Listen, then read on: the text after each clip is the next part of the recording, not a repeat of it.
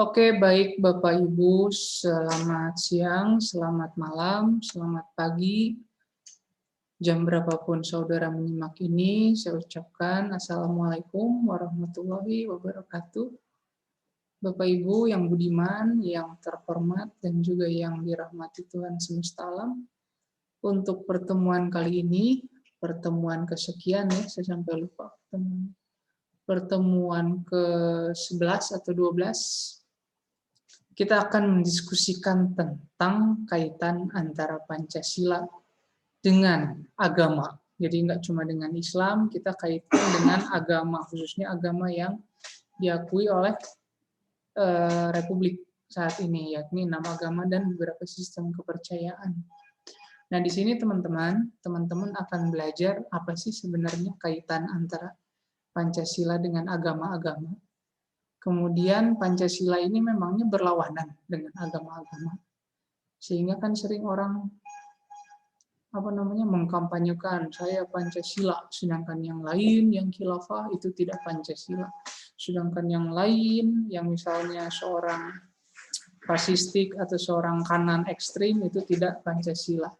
Nah, jadi si Pancasila ini posisinya di mana sih sebenarnya? Nanti akan kita bahas secara mendetail dalam pertemuan kali ini. Baik, Bapak Ibu, kita mulai pembahasan hari ini dengan mengawalinya dengan penjelasan singkat tentang sebenarnya ada nggak sih irisan antara Pancasila itu sendiri dengan agama. Jadi teman-teman, perlu diketahui oleh teman-teman bahwa pada prinsipnya Pancasila dan agama itu merupakan dua konsep yang saling mengharmonisasi satu sama lain.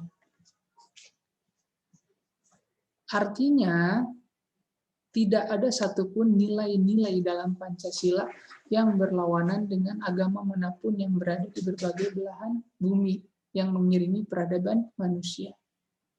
Pun halnya sebaliknya, tidak ada satu agama pun yang nilai-nilainya itu dinegasikan oleh Pancasila atau dinafikan atau ditolak mentah-mentah oleh Pancasila. Satu sama lain itu saling mengisi, satu sama lain itu saling melengkapi. Agama dan Pancasila itu pada prinsipnya teman-teman memiliki kesamaan fungsi, yaitu sebagai nilai dan alat untuk mencapai kesejahteraan lahir dan batin masyarakat. Itu dulu yang perlu kita sepakati bersama. Jadi tidak berlebihan kalau misalnya gini, saya menganalogikan antara Pancasila dengan agama itu seperti roda kanan dan roda kiri dalam sebuah kendaraan. Nah, artinya fungsi roda tersebut memang sama sebagai penggerak badan kendaraan untuk menempuh satu tujuan tertentu, namun perannya berbeda. Ketika satu roda gembos, maka sulit bagi si badan kendaraan itu untuk melaju dalam mencapai tujuan tertentu dari suatu kendaraan atau si supir yang membawanya. Agama pada prinsipnya berperan sebagai perekat sosial dan pembina rohani. Ya. Agama berperan sebagai perekat sosial dan pembina rohani. Kenapa saya bisa berbicara seperti itu? Kita harus sepakat bahwa tidak ada satupun sistem kepercayaan di muka bumi yang mengajarkan tentang kerusakan. Oke? Mungkin teman-teman di sini ada yang pernah eksplor agama satu ke agama lainnya, murtad dari Islam, masuk Kristen untuk menguji dan mencoba, ini benar nggak sih agama? So, kalaupun ada, silakan. Mari kita berdiskusi. Pasti dari nilai ajaran semua agama tersebut tidak ada satupun yang mengajarkan terhadap keburukan. Apakah Islam mengajarkan tentang keburukan? Ya tentu Anda bisa menjawab kalau Anda rajin haji, kalau Anda rajin nonton kajian dan lain sebagainya, ya Anda bisa menyimpulkan. Tapi orang non-Islam mungkin bisa berpendapat, apaan di Islam kan mengajarkan jihad dan lain sebagainya. Jika berbicara seperti itu, nusalah jelemahna atau Quran. Quran sejak dulu begitu bilangnya. Tafsirnya pun kadang berbeda-beda. Nah, cuman yang menafsirkannya secara ekstrim ini kira-kira tepat atau tidak di zaman seperti ini. Nah, itu yang menjadi pertanyaan bersama. Gitu. Dan memangnya terorisme di Islam doang? Kan enggak. Pun halnya di Kristen ada Ku Klux Klan atau bisa disebut sebagai kaum kaum fanatik terhadap kesucian salib suci nama gerakannya. Nah, teman-teman, Ku Klux Klan bahkan bertindak rasis, memerangi kulit hitam, kemudian juga pokoknya intinya white supremacy lah. Nah, apakah Kristen mengajarkan hal seperti itu? Banyak kok yang menentang. Sekarang kita pindah ke Buddha. Buddha katanya kan ajaran kedamaian. Tapi itu Rohingya dibabat kok sama orang-orang Buddha. Bahkan ada satu tokoh, saya lupa namanya, beliau itu merupakan salah satu tokoh fanatik Buddha yang ikut mengkomandoi pembantaian Rohingya. Ya artinya sebelum kita terburu-buru menyimpulkan bahwa agama itu tidak ada yang betul, agama itu pasti membawa kerusakan, ya lihat dulu orangnya, bos. Ya. Lihat dulu nih si orangnya beres apa kagak.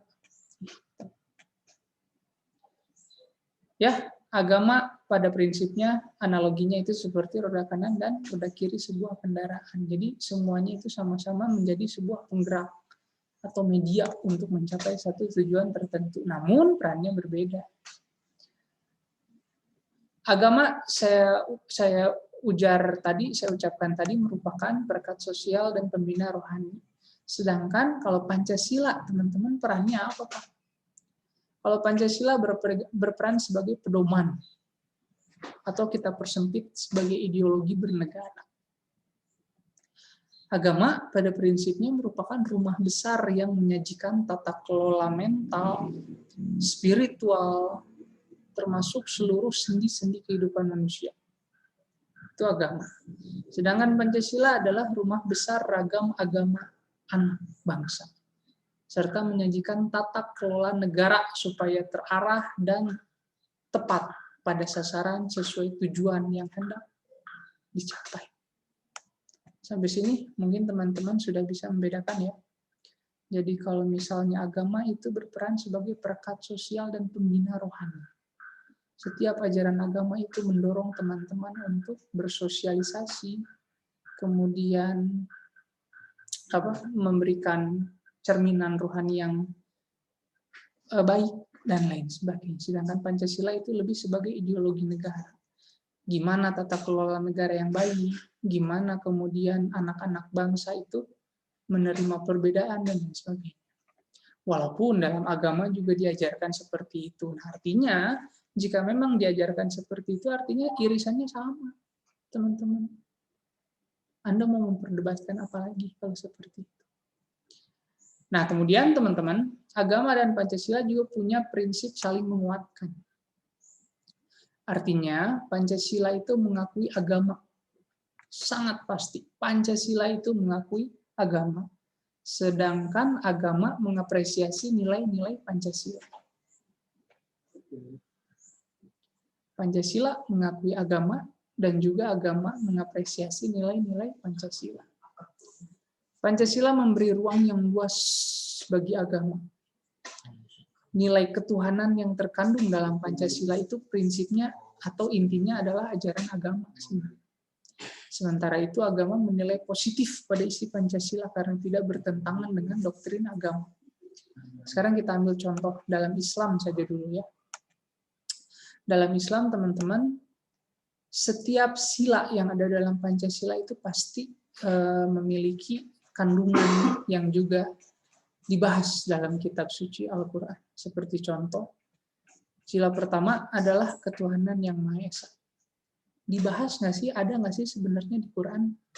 Teman-teman yang sholatnya malas baca surat panjang, pasti ujung-ujungnya baca kulhu. Surat Al-Ikhlas. Apa isi dari Al-Ikhlas? Qul huwallahu ahad, Allahus samad, lam yalid walam yulad, walam yakul lahu kufuwan ahad. Artinya apa? Dialah Allah yang Maha Esa, Allah adalah Tuhan yang bergantung kepadanya, Allah adalah Tuhan bergantung kepadanya segala sesuatu, dan tiada beranak, dan tiada pula diperanakan, dan tidak ada seorang pun yang setara dengan Dia. Dialah Allah yang Maha Esa. Pancasila pertama, ketuhanan yang Maha Esa. Jadi sila 1 irisannya masuk. Kita lanjut ke kemanusiaan yang adil dan beradab. Teman-teman mungkin pernah baca Al-Hujurat ayat 13. Di situ dibahas bahwa Tuhan berujar, Tuhan semesta alam, Allah Subhanahu wa taala berujar bahwa hai manusia, sesungguhnya kami menciptakan kamu dari seorang laki-laki dan seorang perempuan dan menjadikan kamu berbangsa-bangsa dan bersuku-suku supaya kamu saling mengenal. Sesungguhnya orang yang paling mulia di antara kamu di sisi Allah ialah orang yang paling bertakwa di antara kamu. Dan sesungguhnya Allah Maha mengetahui lagi Maha mengenal. Artinya di situ didorong bahwa manusia itu harus membangun sebuah peradaban yang mencerahkan, membangun peradaban yang sejati dan menghapus kebiadaban atau kezoliman yang ada di muka bumi. Gitu. Wah, surat kan berkaitan dengan sila Pancasila. Kemudian Pak, memang nasionalisme dibahas Pak di Al-Quran. Ya, teman-teman boleh ngaji lagi. Turun 3 ayat, Al-Hujurat ayat 10 juga dibahas. Bahwa sesungguhnya orang-orang mukmin adalah bersaudara, karena itu damaikanlah antara kedua saudaramu dan bertakwalah kepada Allah supaya kamu mendapat rahmat. Itu juga merupakan esensi dari nasionalisme. Bersatu dalam bingkai persaudaraan. Ya. Masih mau nantangin tentang musyawarah nih, sila keempat, kerakyatan yang dipimpin oleh hikmat kebijaksanaan dalam pemusyawaratan perwakilan. Dibahas nggak di Quran? Ada. Coba teman-teman buka Quran Al-Imran ayat 159 kalau tidak salah, ayat 159. Di situ kan dijelaskan bahwa bersikap lemah lembutlah kepada mereka yang berbeda. Sekiranya kamu bersikap keras lagi berhati kasar, tentunya mereka akan menjauhkanmu dari sekelilingmu. Tentunya mereka akan menjauhimu dari sekelilingmu. Nah, makanya maafkanlah mereka, mohonkanlah ampun bagi mereka, dan bermusyawarahlah dengan mereka dalam urusan itu. Sangat jelas dalam Al-Imran ayat 159, bermusyawarahlah dengan mereka dalam urusan itu. Perintah musyawarah masuk. Kemudian terakhir itu di keadilan sosial bagi seluruh rakyat Indonesia. Berbicara tentang keadilan itu berarti berbicara tentang hak sosial yang sama bagi semua orang. Kemudian juga berbicara mengenai kesetaraan intinya, persamaan. Apakah dibahas? Kita masuk lagi ke Al-Hujurat ayat 13. Di situ juga sangat dijelaskan bahwa semua itu sama di mata Tuhan. Bahwa yang sama itu, yang membedakannya itu hanyalah orang-orang yang bertakwa. Jadi semua kandungan Pancasila itu di Quran ada. Itu baru dalam Islam. Berarti Pancasila membuat Islam aja. Nanti dulu tuh. Sekarang kita loncat ke Kristen. Apakah pembahasan tentang ketuhanan yang Maha Esa ada? Teman-teman bisa buka ayat Ulangan. Kalau di Alkitab tuh surat atau apalah, pokoknya surat Ulangan kalau salah, ayat keempat. Atau di Korintus ayat 4. Di situ dijelaskan tentang Tuhan itu ilah, Tuhan itu Esa. Jadi dibahas di situ juga. Gitu. Di Korintus ayat 4 juga kalau tidak salah disebutkan bahwa tidak ada ilah lain selain Allah yang Esa atau Allah yang Esa. Kalau di Kristen kan disebutnya Allah. Kemudian kemanusiaan yang adil dan beradab juga dibahas dalam Yesaya ayat pertama. Beginilah firman Tuhan, taatilah hukum dan tegakkanlah keadilan. Sebab sebentar lagi akan datang keselamatan yang daripadaku dan keadilanku akan dinyatakan. Itu yang dijelaskan oleh Yesaya ayat 1. taatilah hukum dan tegakkanlah keadilan. Itu merupakan bagian dari peradaban manusia yang hakiki. Mentaati hukum dan menegakkan keadilan. Nasionalisme memang nggak ada Korintus ayat 10. Supaya kamu seia sekata dan jangan ada perpecahan di antara kamu. Sebaik-baiknya kamu merupakan supaya kamu erat bersatu dan satu berpikir.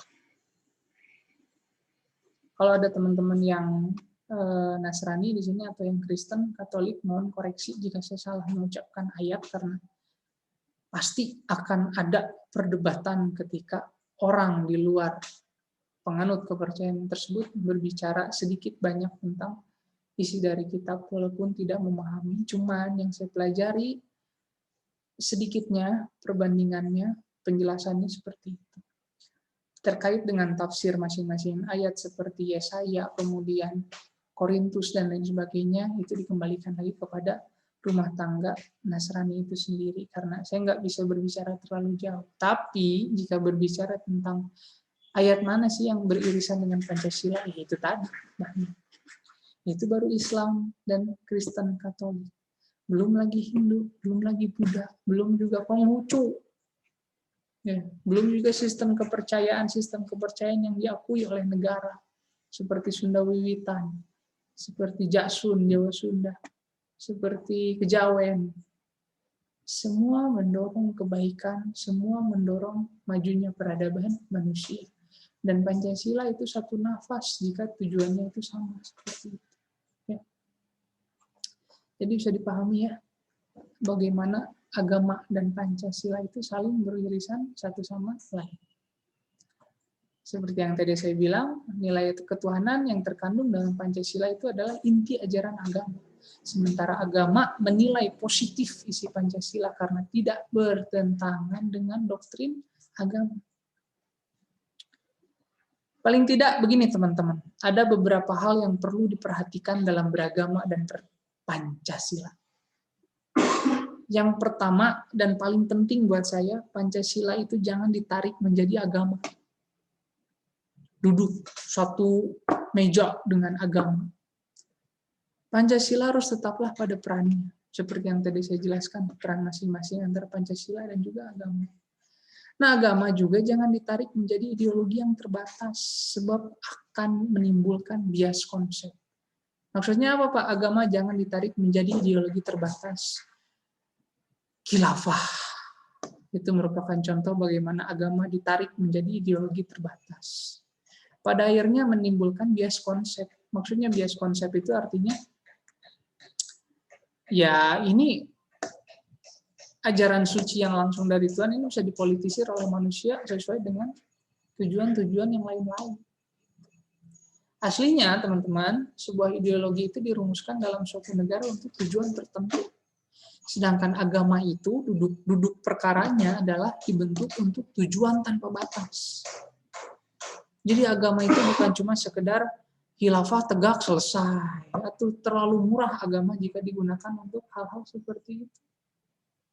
Agama itu merupakan sesuatu atau konsep yang dibentuk dari Tuhan langsung dan didistribusikan oleh nabi-nabi, oleh para pendeta-pendeta, oleh para rabi-rabi, oleh para agen-agen Tuhan untuk dibentuk dengan tujuan tanpa batas. Ideologi yang dirumuskan oleh manusia itu tidak bisa diminta pertanggungjawaban untuk mengurus komitmen rohani. Ya.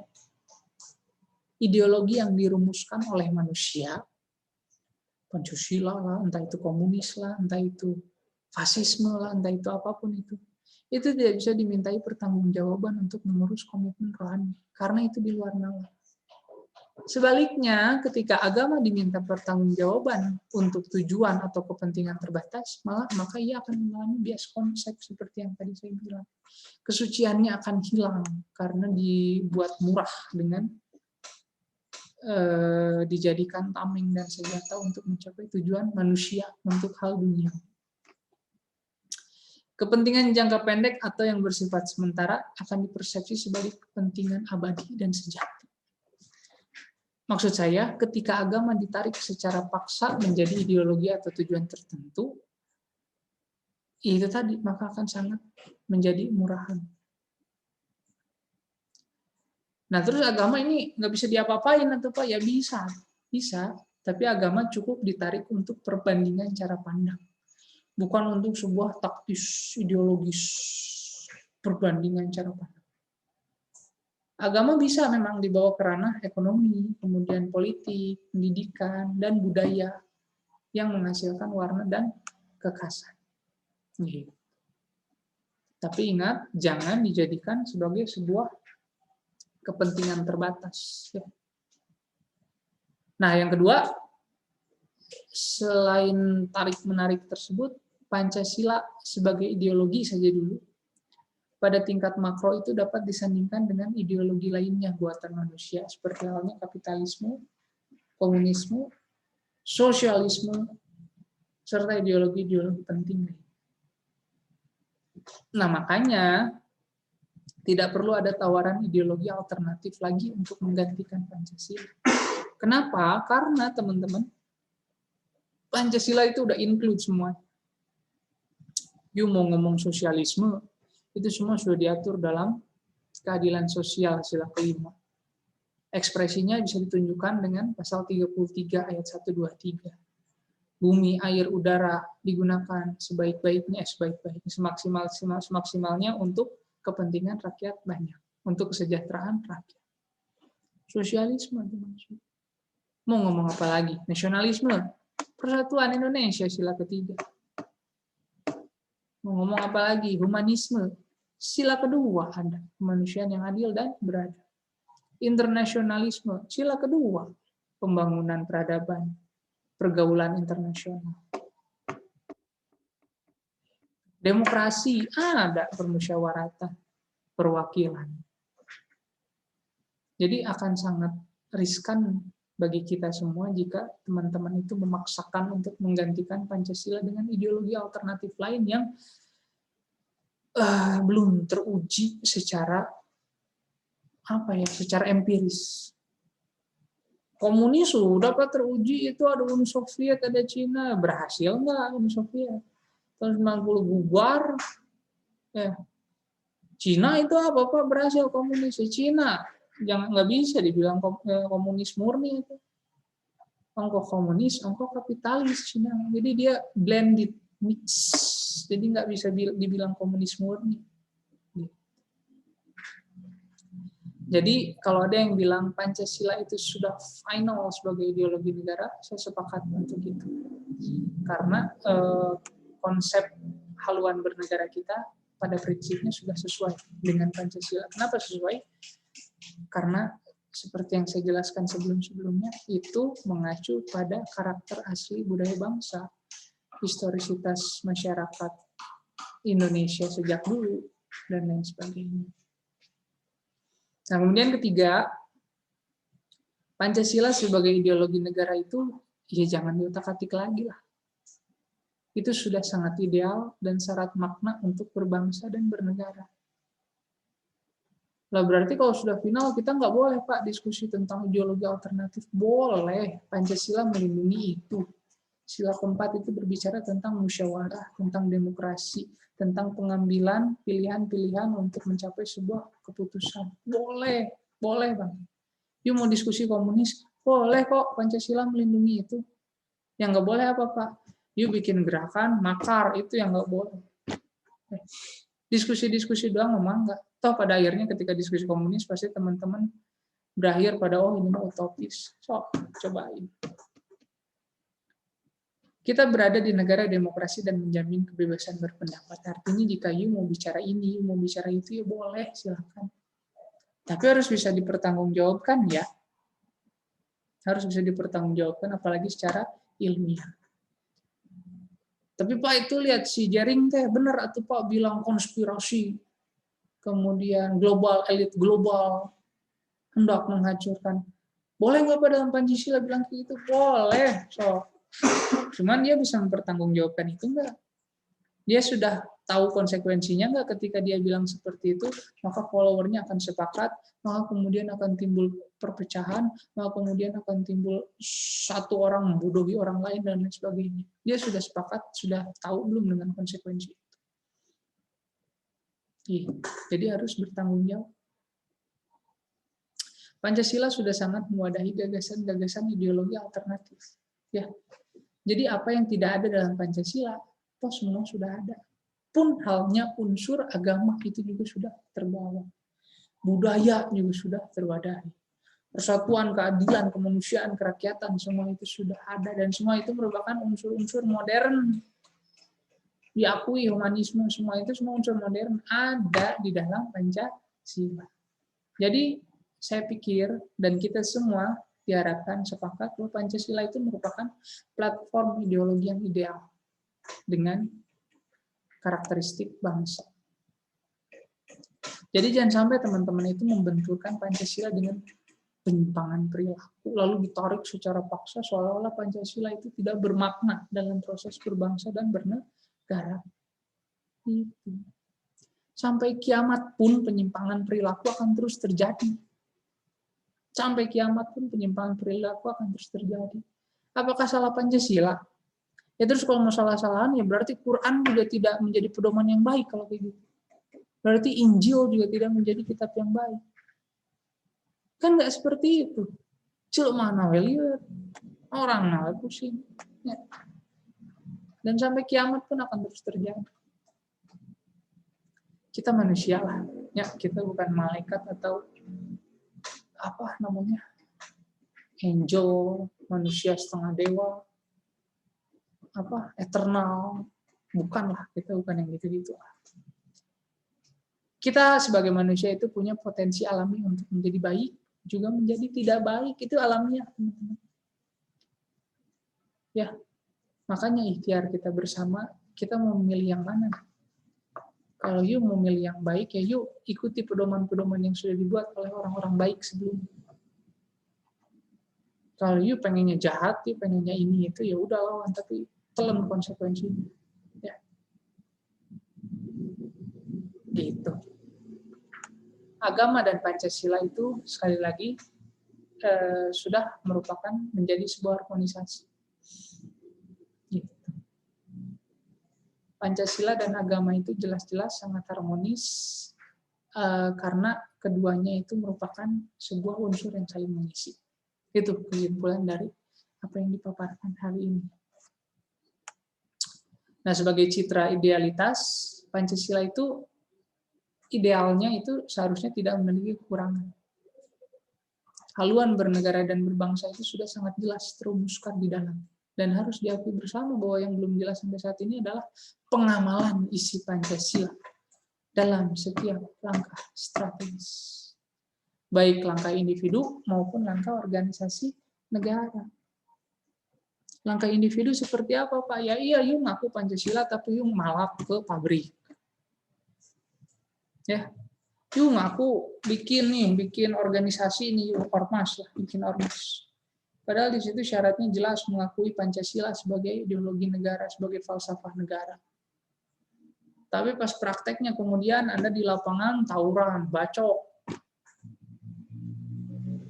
Padahal beda bendera doang, kata XTC orang Briges, bacok. Pancasila dari mana kowe? Pun halnya dalam organisasi negara. Negara seharusnya menjadi suatu pionir bagi implementasi Pancasila yang sejati dan paripurna. Tapi apa nih prakteknya sekarang? Ya kita coba deh lihat deh. Dalam hal penanggulangan kasus HAM aja dulu deh. Berbicara tentang HAM itu berarti berbicara tentang kemanusiaan. Ya. Dalam pasal 26, dalam Undang-Undang Nomor 26 Tahun 2000 tentang pengadilan HAM, padahal dijelaskan bahwa Jaksa Agung memiliki wewenang dalam penanganan kasus pelanggaran HAM berat di masa lalu. Tapi kasusnya sekarang gimana? Jaksa Agung banding dengan gugatan korban. Jaksa Agung jadi berhadap-hadapan dengan para korban yang keluarganya hilang di masa lalu. Ini ironis dan sinting buat saya.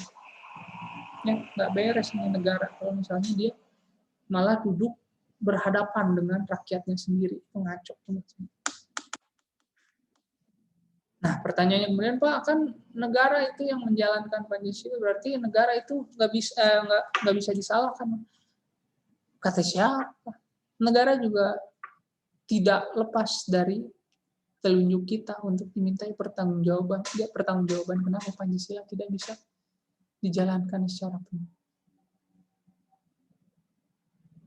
Gitu. Nah, ada satu kisah teman-teman, satu kisah terakhir. Para sahabat Nabi Muhammad SAW pada saat itu hendak mengajukan izin untuk berhenti berdakwah. Kaget kan tuh, kenapa berhenti dakwah? Ternyata alasannya adalah karena mereka belum bisa melaksanakan ajaran agama Islam secara total. Anda bisa bayangkan, mereka berhenti berdakwah karena tidak atau belum bisa melaksanakan ajaran agama Islam secara total. Kelihatan kan beda levelnya antara orang zaman dulu dengan orang zaman sekarang. Secara psikologis mereka itu merasa terbebani ketika mengajak masyarakat untuk melakukan kebaikan, sementara diri mereka bukan pelaku kebaikan yang sempurna. Nah, begitu halnya ketika mereka membicarakan larangan-larangan agama. Jangan mabuk, jangan zina, dan lain sebagainya. Padahal terkadang mereka juga sebagai manusia biasa itu melanggar larangan tersebut. Jangan bohong lah, tapi ngebohong dikit. Jangan gibah lah, tapi gurih ngomongin orang. Nah, sementara itu Al-Quran sebagai doktrin idealitas mengecam ketidaksinkronan antara ucapan dengan perbuatan. Ya kan? Quran itu sangat mengecam ketidaksinkronan antara ucapan dengan perbuatan. Ketidakkonsistenan, kemunafikan itu merupakan hal yang ditentang oleh Quran. Makanya para sahabat pada saat itu merasa terbebani, berat hatinya. Makanya kemudian beliau-beliau itu mengajukan permohonan untuk berhenti berdakwah. Dengar itu ya Nabi ya tegas melarang. Nabi kemudian mengingatkan para sahabatnya untuk tidak berhenti mengajak masyarakat pada kebaikan. Nah, kenapa kayak gitu? Karena pertimbangan Nabi pada saat itu, kalau sahabat berhenti berdakwah, maka kebaikannya akan sia-sia tanpa makna. Kebaikan itu tidak akan ada yang mengamalkan nantinya, karena tidak ada yang menyampaikan. Kata Nabi itu, bukan kata saya. Sekalipun oleh kalian, maksudnya oleh para sahabat, tidak diamalkan, bisa saja kebaikan itu diamalkan oleh orang yang mendengarnya. Beda halnya, kata Nabi, apabila kebaikan tidak kalian sampaikan. Kalau tidak diamalkan, orang lain juga tidak akan mendengarnya. Jadi tidak akan tercipta sebuah perbuatan baik di muka bumi. Jadi jangan pernah berhenti. Nih, sekarang kembali ke Pancasila. Jadi jangan pernah teman-teman itu berhenti membicarakan atau memaparkan tentang idealitas Pancasila. Sekalipun masih terdapat bolong-bolong, kekurangan masih banyak dalam realitanya. Ya kita mah minimal bersyukur dulu deh memiliki rumusan bernegara dan berbangsa yang baik. Ya, tidak ada, bukan tidak ada, pasti ada di berbagai negara lain. Tapi untuk konsep yang sangat cocok dengan karakteristik bangsa, yang apalagi selain Pancasila. Ya. Demikian teman-teman penjelasan untuk hari ini tentang pembahasan agama dan Pancasila, kaitan antara agama dan Pancasila. Semoga teman-teman bisa mendapatkan hal baik dari perkuliahan atau pertemuan kali ini. Mohon maaf jika masih ada salah-salah kata. Mohon maaf jika ada kata-kata yang kurang jelas. Jika ada yang kurang jelas, silakan ditanyakan kepada saya, baik privat via WhatsApp ataupun komentar. Bagi teman-teman yang mau absen, silakan komentar saja di kolomnya. Ya. Kemudian bagi teman-teman yang misalnya tidak absen sampai jam 8 malam ini, maka teman-teman harap baik-baik untuk mendapatkan absen di pertemuan ini. Oke, demikian teman-teman. Terima kasih atas perhatiannya, atas waktu luangnya, atas kuotanya yang sudah terbuang. Semoga jadi amal ibadah buat teman-teman semua. Sehat selalu. Berbahagia selalu. Salam untuk orang tua. Assalamualaikum warahmatullahi wabarakatuh.